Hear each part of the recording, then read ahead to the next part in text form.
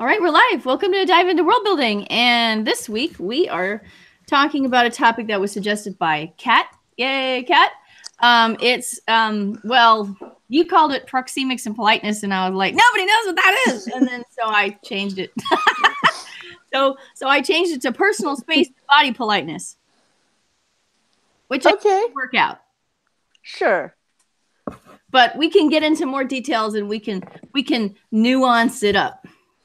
I think part of it, one of the reasons I like to use the word proxemics as opposed to nearness is that it really is very systematic and people study it, and it is very indicative of a whole bunch of hierarchy and culture that otherwise kind of gets individualized and turned into, oh, well, some people do or don't like or all these other things, but we're trained in this. It's all about what we actually expect. Yeah. It's about expectation, and also it's about boundaries, and all of that I think isn't necessarily conveyed in the more obviously comprehensible word. Yes, that is true. That is true. But that's why we're here. So now everybody who watches the show will know a new word, and it'll be great, and they can wow their friends and confuse people. They can get right in their face at parties and tell it to them. MICS. Oh, yeah. That's Let right. me tell you about proxemics. Oh, yay, good. So that's right. Now they can go about mansplaining proxemics. It's the same word as proximity. Yeah. So proximity. There are famous stories that especially linguistic students and sociology students love to hear about the way that you can chase a person around a room by stepping into their acculturated and individual sense of proper distance. Mm-hmm. And by stepping in, and they'll step back, and you can sort of... There are apparently people who've actually been impolite enough to turn it into a game and actually do it deliberately, but most often it happens inadvertently because the chaser is feeling like the other person is too far away, and surely they can't hear me, and this is not a social distance, and we are having a conversation after all, and yeah, the next thing you know. So, well, I have been a chasee before. That has happened. So, this is a topic very close to my heart. Yeah. So let's talk about what we're talking about on a sort of specific examples level.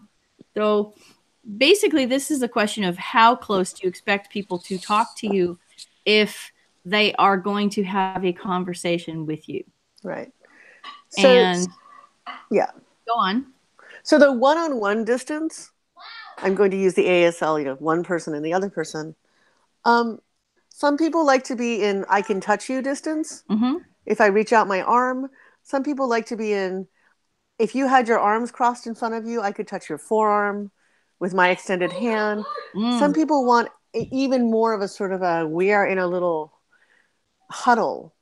And sometimes it's about the actual intimacy you have with the other party as individuals. But a lot of times it's just, what do you think the proper distance is? And the fascinating place for me personally, is not at the moment of in a cafe across a table or, standing next to each other on the street. It's interacting with shopkeepers and how far do they expect you to be from the counter? And which is because it's an unexpected place. Yeah. And I am very used to it's very crowded and they need you to be right up close because there's 6 other clerks and everybody's shouting at each other. But there are other places where the expectation is that you will be way behind and you'll be pointing to what you want. And so I was once at a fruit stand in New York, and I am used to being allowed to handle the fruit.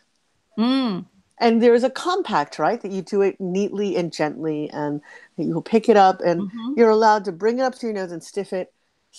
And this vendor, in the most New York way, was absolutely horrified and acted like I'd polluted their produce. Yeah, interesting. And it was just not a thing I'd ever expected. And I had to think about, how could I have known this? Because the booth had been completely person free, so I had nobody else to look at. Yeah, right. For reference. And this is not something where, you walk into a store and it's posted. Nobody explicitly said behind the line. I mean, that's the kind of thing that you only find in passport lines, for example. Yeah, it's one of those things. Do not hover beyond it. I've also seen cities where where you should stand at the ATM is demarcated by like a line on the street, and that's not very common in the U.S. But there's some places that have a culture of, we're going to mark it off so that you're not too close to, or you're too far away to shoulder surf. Interesting. Yeah. So similarly, in the U.S., if you hail a cab or an Uber or a Lyft, you sit in the back seat, and in Israel, you get in the passenger side. If you're just by yourself, you're riding shotgun, and if you sit in the back seat, it's rude. So, yeah. I had an Australian friend who insisted that you should sit in the front seat. So yeah, that's definitely not what you do, especially not as a solo woman. I've been told off for wanting to sit in the back seat, but that was because I was with a friend. Like, I was with two friends, and one of them was driving, and I wanted to sit with the other one in the back seat, and that was like a no-no because I'm not your chauffeur, kind of thing. I guess the expectation is that the distance is causing you to push the person away beyond friend distance, right? Yeah, it feels weird to be a chauffeur. Yeah, it does, doesn't it, though? I mean, it feels weird to me. I read an article about social class in America and car riding in mixed gender couples, where if you're working class, 2 men in the front, 2 women in the back. If you're middle class, which is how I grew up, 1 couple in the front, the other couple in the back. But the upper class was male driver from couple A, female passenger from couple B in the front, and the other 2 in the back. And I've never actually seen that happen, but I've, traveled in working class and middle class. I grew up middle class, but I've been in cars with working class and middle class, but never upper class. So that's a dinner party rule in sort of that etiquette book class of you never seat the couples next to each other. So I can see that allegedly going into the cars. Most of my question there is, really, you end up with upper class couples, 2 couples in a car? Yeah, right. When do we do that? That was the other thing. Like, where's the chauffeur supposed to sit, right?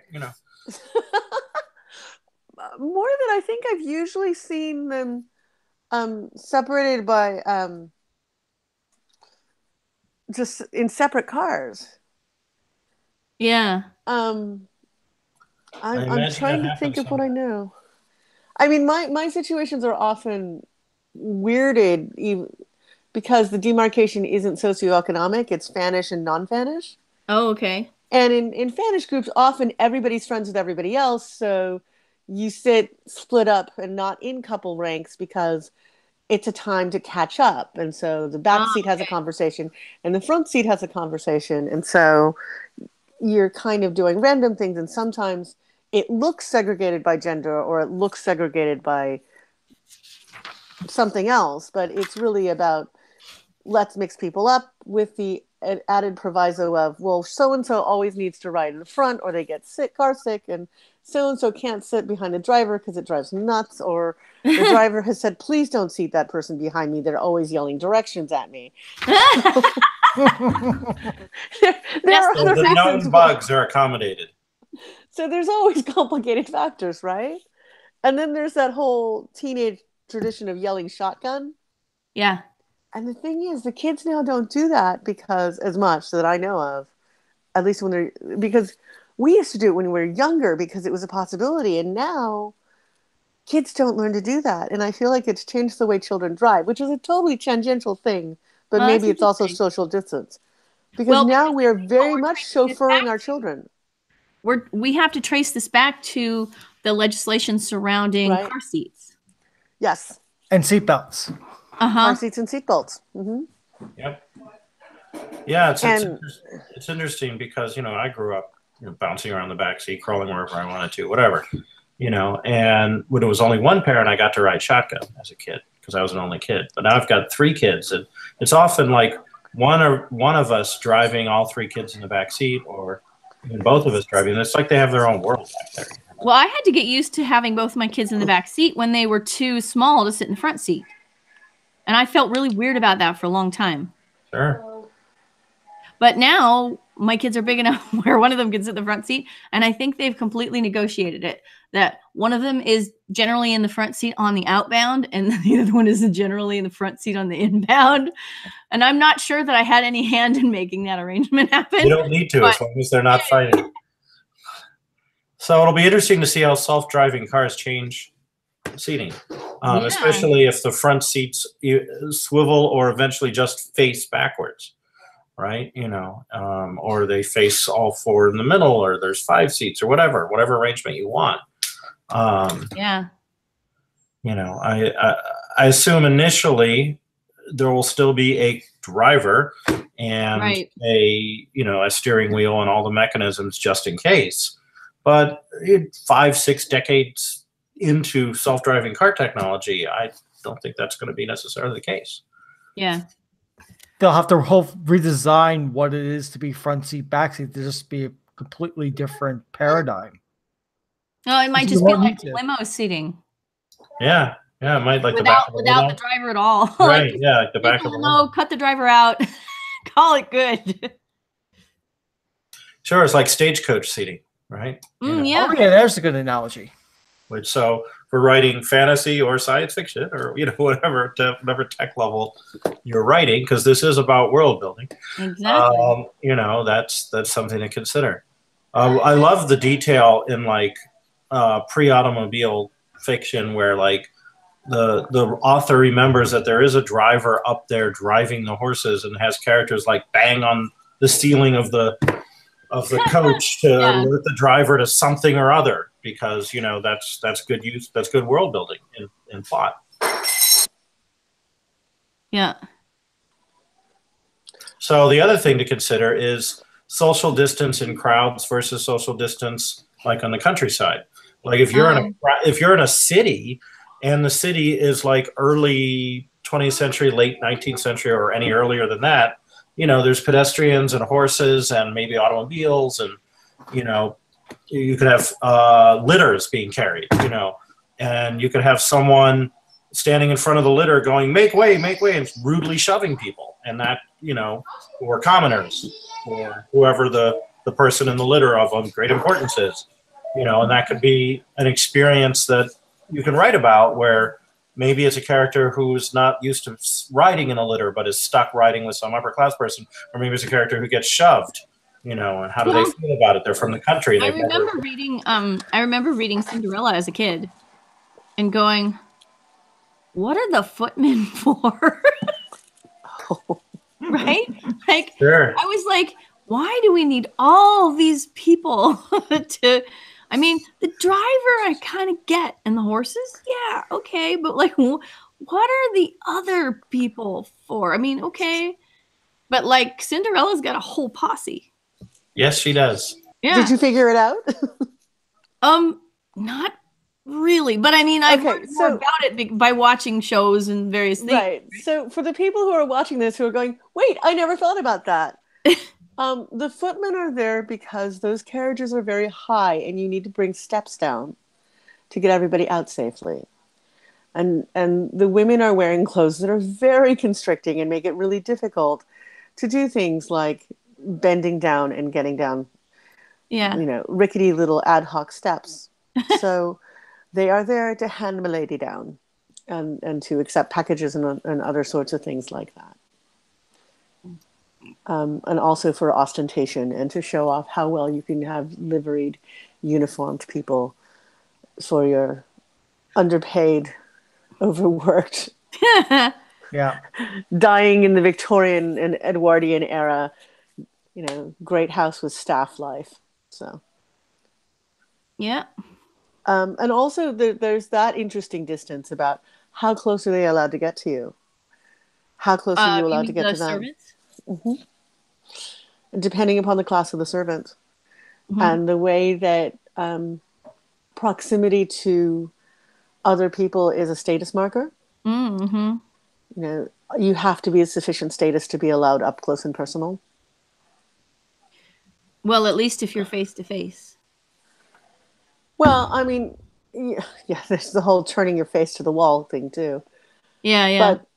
Or lowering your eyes. But those are about symbolically recreating the distance that isn't physically present. Which is also the reason why in many cultures you end up with that non-acknowledgement of person as a social distancing. You know, we must share the same air, but I'm going to pretend you don't exist. As a method of increasing distance, of saying we are no longer so intimate that we can share space together. And so it's a language of nearness and farness. And I think it's also interesting to look at the ways that friends walk together in various cultures, because you have men holding hands cultures, and you have men walking arm in arm, almost hip to hip cultures. And we currently have a culture where if you see that, you assume they're also in bed together, and ain't necessarily so. And it makes it really difficult to assess what's going on from the outside when you look at historical things. And so it's interesting as world builders for us to think about what we're trying to indicate when we write certain things. Yeah. If we're trying to be subtle instead of being very blatant, and what does our subtlety convey about ourselves that we don't mean to? Right? Oh, yeah. Again, it often, like you often say about the reader, if you're writing for, you know, a white European American reader, and you have characters from a culture where men hold hands when they're having a casual conversation, you have to explain to them, or they will make the wrong assumption. But if you're not writing for them, then let them, you know, throw them in the deep end and see if they figure it out. Yeah.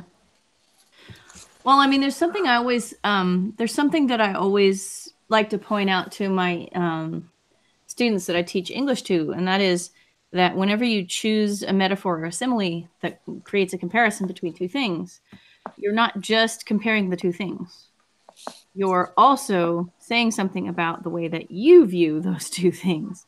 So,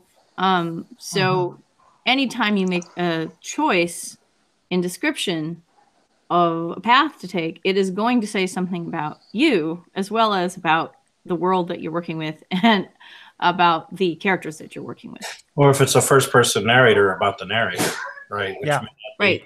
The narrator may reach for a metaphor that the author wouldn't at a cocktail party. And the author wants to show that narrator.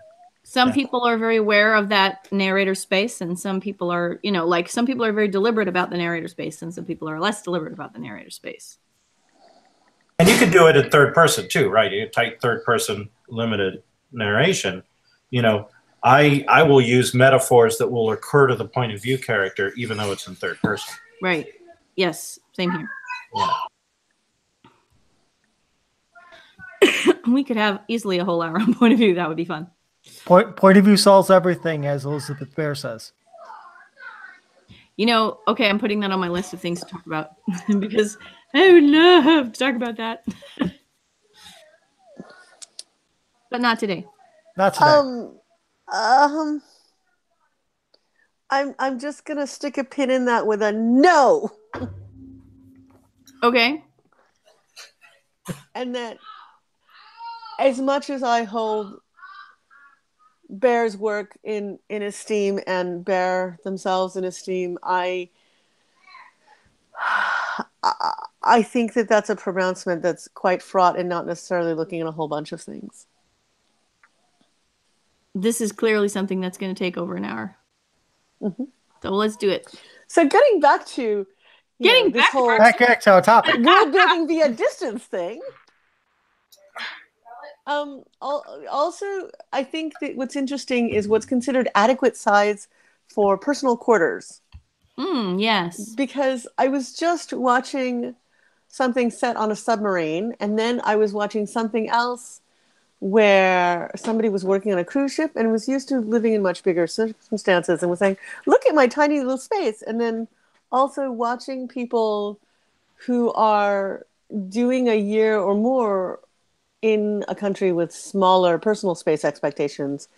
And depending on where they come from, they say, wow, look at how much space I have because it's all my own, versus, look, it's so tight in that I sleep above my refrigerator. And yeah. all of this becomes an interesting thing as we're doing world building because it says things about tech level and about ideas about what people need. And, you know, are you expected to sleep sitting up? Are you expected to sleep lying down? Are you expected to curl up?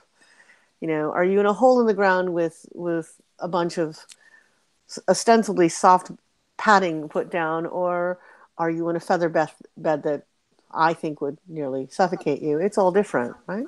Mm-hmm. So, Yeah. And how many people sleep in that bed? And I'm not even talking about sexual relations. I remember the first time I was watching the 1973 Three Musketeers, and you have the Three Musketeers was lying in bed together eating. I'm thinking that's really weird. I'd never thought of that idea before.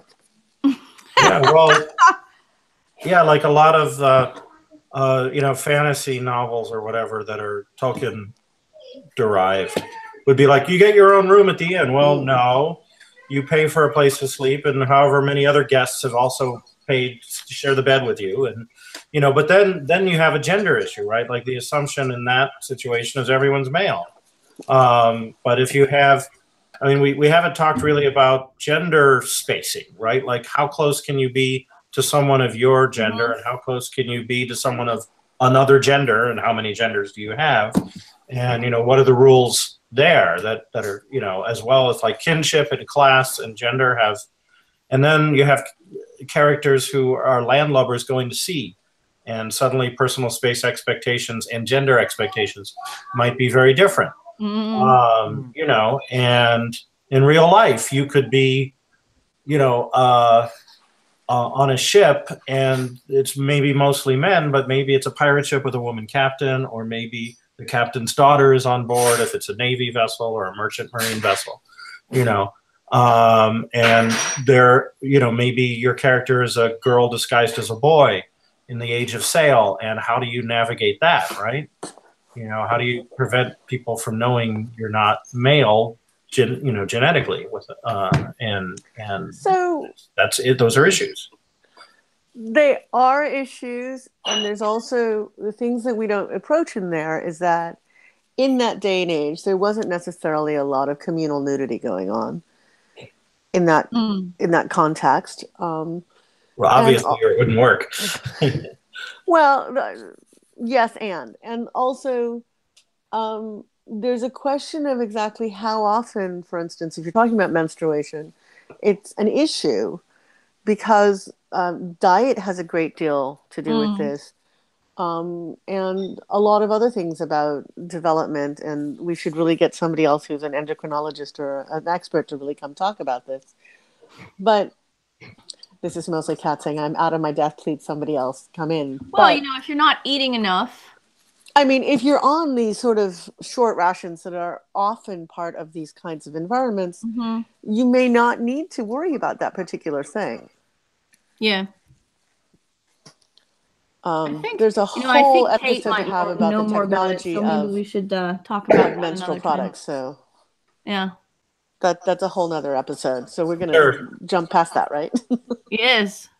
That's reasonable. I want to talk about how much space. I like Cliff's thing about how much space you have in personal, in public spaces, because I'm thinking about the difference between New York restaurants and some other places, and how far apart are the tables, and can you hear other people, and what do you expect, and what's the etiquette around whether or not you listen or don't listen or pretend one way or the other, and also can you sit down and join somebody else's table?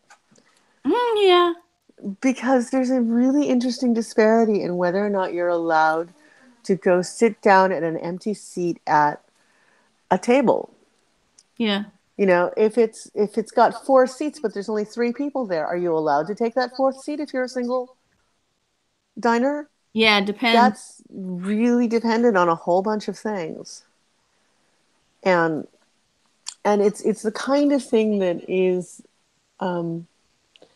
stranger in a strange land, first contact fraught, that is not necessarily in a lot of people's world building. And also, do you get your own plate? Communal dining. Do you actually get your own bunk? Yeah. We If you're don't in talk about a modern Navy vessel, you share bunks, or in a submarine. Hot bunking, yeah.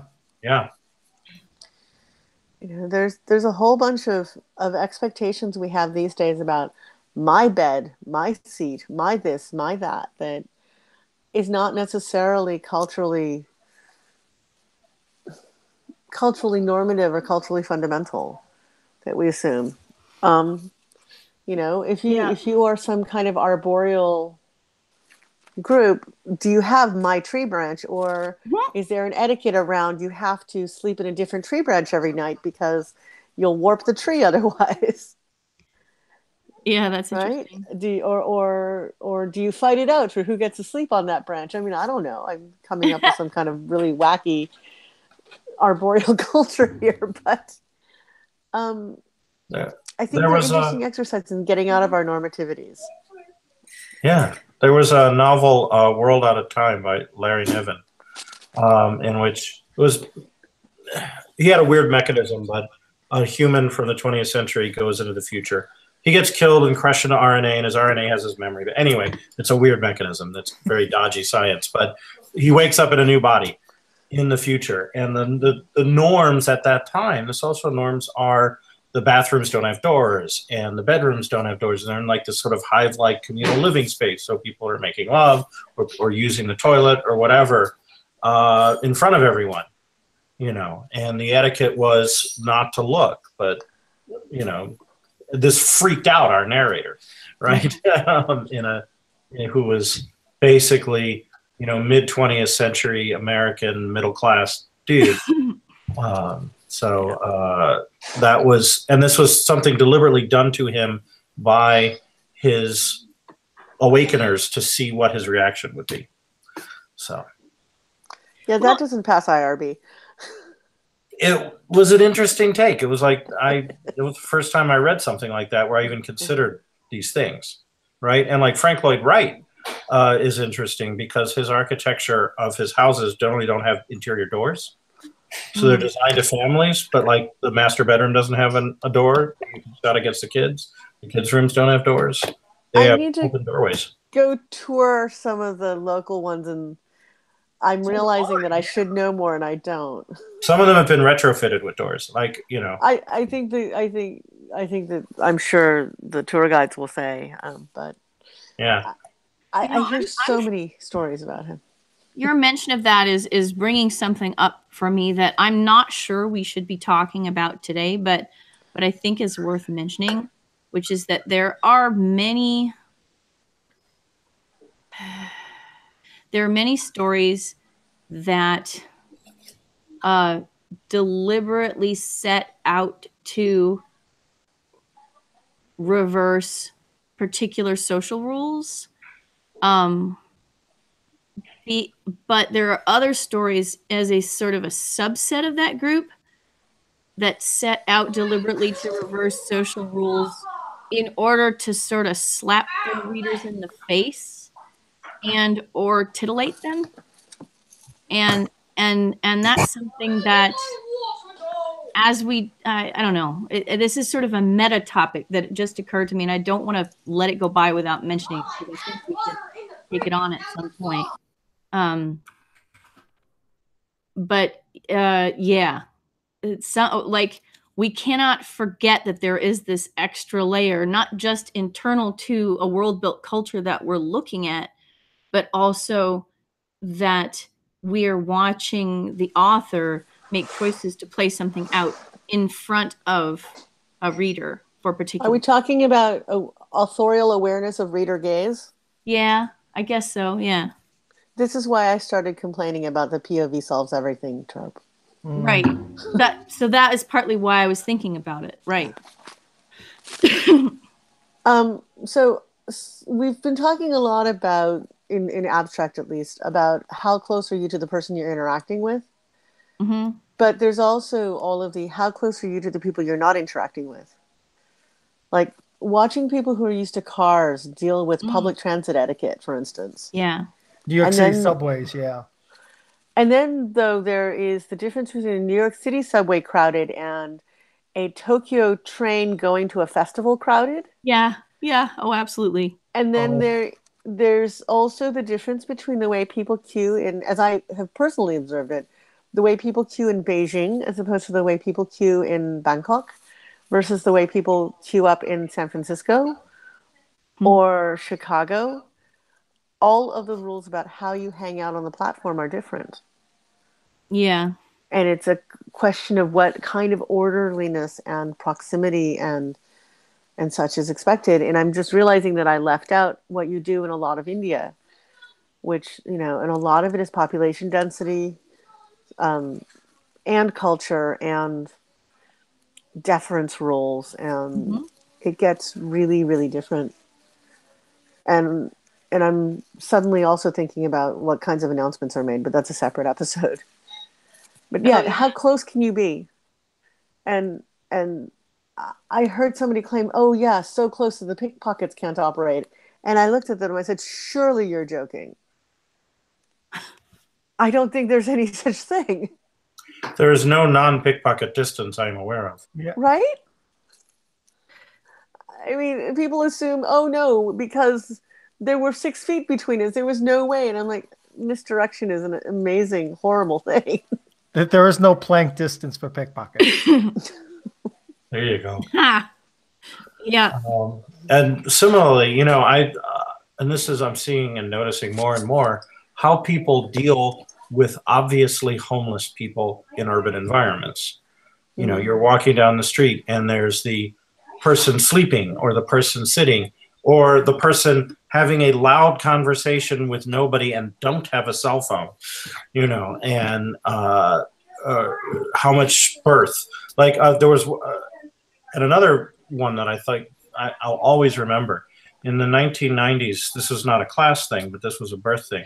There was a WorldCon I went to with a very crowded dealer's room, and people were in extremely close proximity, almost rubbing against each other sometimes, actually. And the one booth where this wasn't the case was the Scientologists had a booth, and there was a semicircle around them that was about 15 feet, and no one, and everything else was packed. And there they were in their very nice outfits, with their literature. And I don't think it was Writers of the Future. It was like just Scientologists. It was, and everyone was just sort of walking around them like there was an invisible barrier. It was really interesting. With a repulsor field. Wow. Yeah. Yeah. I'm thinking now about the rules about how you queue up. Yeah. And how prepared you have to be and how close you're expected to stand between you and the person ahead of you. Yeah. And also that terrible moment where you're at some bureaucratic office, the DMV or something like that, and it's not clear whether you're supposed to leave, or like at the bank, right? How much distance do you leave between where you're at in line and somebody who is ahead of you in the line or somebody who is already being serviced at a window? Mm-hmm. And that window service distance is really difficult. And I have friends who are professional face painters who have to argue this all the time because they will have people of wildly differing internalized proximity rules who will squabble with each other. Oh no, I wasn't the end of the line. And no, I thought I was the end of the line. And no, I was behind you. And why are you breathing on me? Not literally breathing on me usually, but this sort of tension and discomfort that comes around trying to mix people of different distances. What constitutes cutting in line, and are you allowed to step out of the line and resume your spot, and like all kinds of stuff. Oh, queues and queue jumping is a whole nother long discussion. Yep. So. And then there's also the question of who you're allowed to interact with. Like it was used to be much more common. People would come up to you this happened when I was young, he would come up to me and try and bum a cigarette or ask if I had a light, and you just walk right into someone's space and start that conversation without so much as, hi, how do you do? It's like, hey, do you have a light? And that's okay in that situation where like there's a sufficient number of smokers that the society accepts that. But now it's every once in a while it happens to me. Like someone will ask me for a light and they're much more apologetic about it. They're like, do you have a light? And when I say, no, I'm sorry, I don't smoke, they don't look surprised. They used to look surprised. Yeah. So that I think is very interesting because that was a social, that could be a door into, it was a gateway drug to other social interaction, or it was just you give them a light or like you let them have a light, off your cigarette, right? Which is another, well, kind of intimate. I'm going to kind of try to extrapolate from that and say there are certain kinds of shared activities that people consider to be a bridge over the sort of gap between people who don't know each other. Icebreakers. Yeah, like having a dog. Sure. And walking your dogs together. I mean, obviously there are so many different variables here that it's really hard to track them all. I suddenly want to jump to, and then people feel that it's okay to touch pregnant women. Oh. Yes. Belly touching. Because the pregnancy is considered an icebreaker. Yes. Or hair, certain kinds of hair. Or hair. Do you really see the world like this? I actually do have had experience before of people suddenly going, oh, there's one of those people. Now is my chance to unleash all of my questions. Wow. And it's why anytime anybody says that those of us who are less represented have a responsibility to act as ambassadors. Because if I had spent as much time as was required of me, I would have failed out of school. I wouldn't have eaten. I wouldn't not gone to the bathroom. There was all sorts of times when, this is why I talk a lot about how I feel like POC safer spaces at conventions feel like green rooms. In that sense of a green room can be a place where the pros can go hide. Because I have been in situations where people were individually each totally curious, but it was a thing that I would have thought they might have learned before their age. And it's one thing when a 5-year-old does this to me, and then I think there's something wrong with the interaction you're having with your family. But I've had little old ladies do this to me, and it's really weird. And if Kate were here, she'd probably have similar stories. And I've been in various other gatherings of people who don't necessarily stick to environments where we stick out less, I guess is what I want to say. And so that's a kind of personal distance that people feel entitled to. And it becomes really acutely clear that it's about social hierarchy and a sense of dominance and whether it's allowed to indulge your curiosity. Yeah. And there's that whole thing about, touching people's clothing and what is that made of? And, if you're at if you're at a textiles convention, you expect that people are totally intrigued by the clothing you're wearing. But I'm realizing that I spent many years not wearing any velvet because it was viewed as an invitation to intrusion. Yeah. Oh, I just want to pet it. And I have been told that I'm in error in letting my child wear anything with flip sequins on it. Because that's an invitation to touching. And it's really interesting what people construe as nonverbal consent. Yeah. Well, there's two other issues I wanted to mention that you sort of touched on, no pun intended. The one is kids, right? They have to be socialized into this knowledge. And so if you have small kids, you're constantly apologizing to people about the behavior of your kids and getting into their space or interacting inappropriately. And if, it's also a really good litmus test of the other adult, like whether they have kids or they're used to being around kids, how they react, right? If they have kids, they're like, yeah, whatever, I got kids in my own. If they don't, they might be a little put off. And the other issue is, how do you get the attention of somebody, even for something important? Like, where do you touch them and what do you say to them? Because, you know, there's in Judaism, there's shomer ne'ilah, which means you cannot touch at all anyone of the opposite gender who isn't an immediate family member. You can't tap them on the outside of the arm or the shoulder to get their attention. That is verboten. There's also a certain practice in Islam that's the same way. A parallel practice where you're not even allowed to, you know, and this actually came up in a business setting where a coworker who was Muslim had this practice, but she didn't tell anyone. And she just assumed that we would know. And so when one of her coworkers touched her on the shoulder, who was male, she flipped out and reported it to HR, and it was a big thing. Yeah, he felt terrible, but he had no idea. You know, they spent time teaching us when I was in jewelry school as a gemology student, because we were expected to become gem traders. That a very, very time-honored part of the Western jewelry trade is Hasidic gem traders, and that diamond dealers, and that, you know, those of us who are women were told very apologetically that it was probably better for us to send a male proxy, and that, you know, they were not going to that there was going to be a certain amount of distance and tension, because we would be in a position where they would be feeling that they couldn't do all the things they would normally do. And the other thing that's really difficult here is that it's very traditional within the culture of the industry to seal a deal with a handshake. How do you seal a deal with a handshake with somebody you can't touch? And do you really feel like you sealed a deal with the person if you're used to sealing a deal with a handshake, but you can't?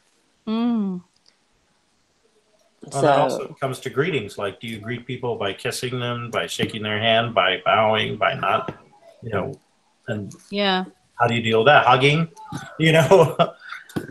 Are you in a culture of huggers? Are you the only person who doesn't like being hugged in a culture of huggers? How is that? You know? And are there different levels depending on how intimate are you? I mean, the local shopkeeper versus a random person you meet in a completely different store. It's like there's whole sorts of levels of intimacy that can be layered into a culture. Sure. Yep. Well, you know, all of a sudden you have a culture where you never can touch, but you know that you've become intimate because the language use has changed. Yes, pronouns. Right. Direct address, forms of address are another way of what Kat was saying, replicating physical distance with cultural distance. Right? And who can address whom? Who can start a conversation? And again, you know, in emergency situations, the rules could be very different. Right? Like, there's a fire, and the woman who's facing away from me doesn't want to be touched by men, but she's deaf and she hasn't seen it, and, you know, something like that. Well, I mean, there are formal rules in many of these cultures that say, right, it's if it's life or death, then you can. It goes out the window. You're obligated to pull it out the window. Yeah. I'm also noting that as a parent and as a very long time solo caregiving parent, there's that whole children touching, right? And having to teach them non-touching ways of getting attention. Yeah. One of my kids really likes to go poke poke in order to get my attention, or tap tap. It drives me nuts. Drives me nuts, especially because that same child verbally is very terse. And so they'll just go, Mom. And so I don't catch that one because I was doing something else and they didn't get my attention. And so the attention-getting gestures that Cliff was talking about are really interesting, because there's, you know, the difference between a culture where you make noises, or you can, you know, wave your hand, or you start bowing, or you clear your throat. That one's really fun when you come from a clear your throat to get somebody's attention culture, and other people think that you just, you know, need to take a drink of water. Yeah. Right. Yeah. There's lots of. What does mean? And if someone is, exactly, that kind of thing, or the person doesn't get it. Dog, and we've been training him not to jump up on our knees when he wants attention. Sure. So again, if someone is, you know, like Shomer Nagia, or I don't know what the Muslim equivalent of shomer nagia is, but Can you write that in the chat? Yeah, it's the verbal. You'd have to do a verbal thing to get their attention, but then what's appropriate and what's not appropriate. There's also a thing in the ultra-Orthodox world that the men are not allowed to hear women singing because it will inflame their passions. Yeah. Oh, don't get me started. Oh, but it's a thing, right? So like if they're in a public place and there's a woman singing, they have to leave or, get her to, or try to shut her up, which is more likely what they'll try and do. And that is a space issue of sorts, and then there's this ties into dress, right? Like what is appropriate clothing?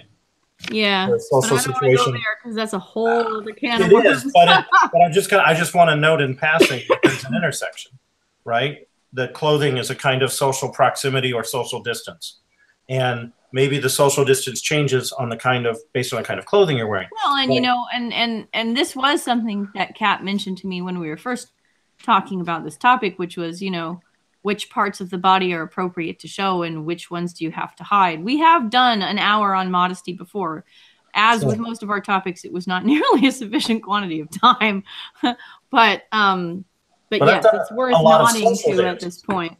Yeah, I've done a lot of social dance, and where you can touch your dance partner actually varies by culture and by dance a great deal. Yeah. Right, like where you can touch your partner in ballroom dance is very different from tango, is very different from salsa, and very different from blues dancing, which is, of which the rules are less distance. I've had partners in blues dancing where like, oh, you have just plastered your entire body onto me. Okay, well, we'll see how I can work with that. Actually, this brings to my mind a recent article about you might have seen it because it just came around in the last couple of days about this smart dress. Oh yeah, I have not. Article about the smart dress. So what they did was they set up a dress that contained a lot of sensors, and then they had the Brazilian wear it to nightclubs to see where they were being touched without consent. And that was really interesting to consider as well. Yeah, it was great to get that data. Let's just say that it was good data to have. I find it interesting, the discussions that I've seen about that, because all of the societally observed and responded to as male people often say, as cis male people say, oh, that was great data. And most of the women are saying, yeah, nice to have that validated. That's kind of what I'm getting at when I'm not saying that you don't know, but it was just really interesting to see that whole who needs to be validated and what needs to be trusted and what witness is considered unimpeachable without some kind of objective proof, which is also a kind of social distance, I guess. I am a fan of peer-reviewed science, and that's what I'm getting at. that you can shove this data at people who are doubting. I don't disagree. Study on something everybody already knows. I don't disagree, but I've also seen too many cases of counts as data, what counts as proof. Every single person of brownness living in whiteness has a report of where are you really from. And no matter how carefully that's collated, nobody believes us that it is really, really obnoxiously intrusive. Everybody believes that their version is not the rude thing that has been assessed. That no, when I ask, it's curiosity. When those people are asking, or, that's not what it shows. And so I don't really know that in those things that the standard really can be this idea of neutral information gathering. That's a good point. I mean, I was happy for the study because it would, in a way that was hard to dismiss, validate the experiences of people who are easily dismissed by the people who don't want to know the data. harder to dismiss by the kinds of people who would be swayed by the sorts of data that were collected and presented, is what I would say, to be strictly, to be drawing lines around that. Fair enough. That's basically what I was getting at, but you said it better than I did. I think the nuance is important and different. Does that make sense? Sure. I was trying to write that down, but I'm not sure I got all the nuance. Molly, we recorded it on video. Darn it. You'll have to step through it with one of those transcription pedals. Yes. Yeah, it's people are going to hate us for all the times we talk over each other. Sorry. It's a cultural thing. It is. I have to tell you that it's 5:02. No. So, I know. Oh, man. This is the worst part of my show. This is the part where we go, no, we have to stop now. But this was really interesting. I think we went to a lot of really interesting places, valuable places. Thank you for suggesting the topic, Kat. Thank you for engaging everybody. And I do want to say on the air that next week at a regular time, we will have Tade Thompson on the show talking about his novel Rosewater. Yes. So that should be really cool. He is going to be actually showing up to do a show at 4 p.m. Pacific, which is midnight where he is. But he was like, "No, I'm good. I can do midnight. It's midnight right now, and I'm about to be up for another hour." So apparently that was a good time for him. We should do one on what time of day is for what. Oh, that would be good. Yep. So I'm just going to put in a blurb for the thing that Juliet never plugs for herself, which is that I am currently of the theory that people who believe that any particular topic of ours on Dive Into World Building wasn't gotten into enough, first of all, should be saying anyway, but I think you should vote with your Patreon. And say, hey! Yeah, come and see my Patreon. And actually, I would love to see if I can get topic suggestions at the Patreon. That would be cool. Dive Into World Building is itself at tea time. All right. Yes, it is tea time at Dive Into World Building. It is always tea time at Dive Into World Building because we have it at Grillig every week. All right, you guys. Well, thank you all for being here. And we will talk again next week. I'm looking forward to learning more about the ins and outs of Rosewater. This should be really amazing. All right. Thanks so much. I'll stop the barcast.